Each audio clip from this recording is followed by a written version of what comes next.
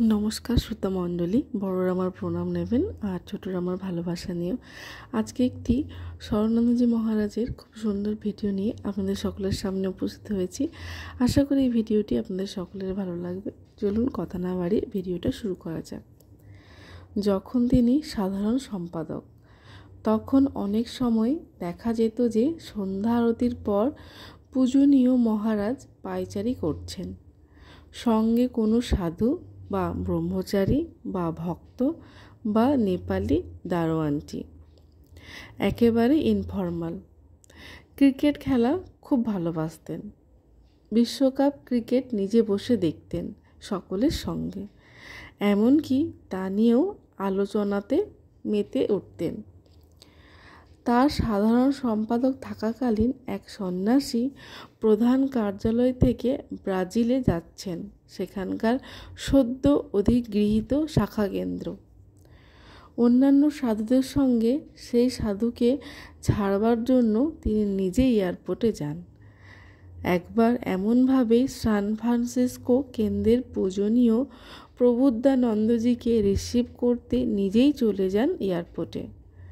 কোনো বয়স পরমর্যাদার ভার তাকে ক্লান্ত করেনি কখনো, অন্যদের থেকে দূরে সরিয়েও দেননি কখনো।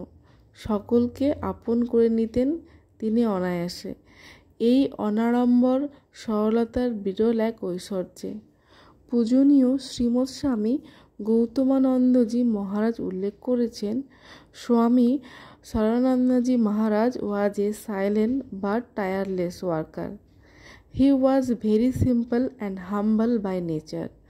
Thought he was studied and done great works. He never used to mention those to anyone.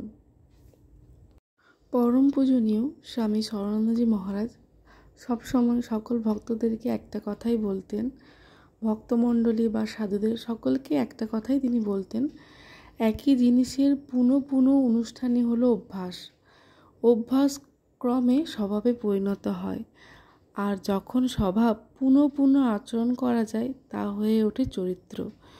তোমার আপন প্রকৃতি ভালো কিছু স্বভাবে পরিণত হলে তা অতি চমৎকার ব্যাপার। এটি তোমার নিজের জন্য যেমন ভালো, অপরের পক্ষেও কল্যাণকর। তথ্যসূত্র নিবেদত পত্রিকা 36 বর্ষ 2য় সংখ্যা, স্বামী শরণানন্দজি মহারাজ। আশা করি আমার এই ভিডিওটি আপনাদের সকলের ভালো লেগেছে। এরকম নিত্য নতুন ভিডিও পেতে প্লিজ আমার চ্যানেলটিকে লাইক, শেয়ার, সাবস্ক্রাইব করে পাশে থাকবেন। দেখা হবে নেক্সট ভিডিওতে। জয় ঠাকুর, জয় মা, জয় স্বামীজি।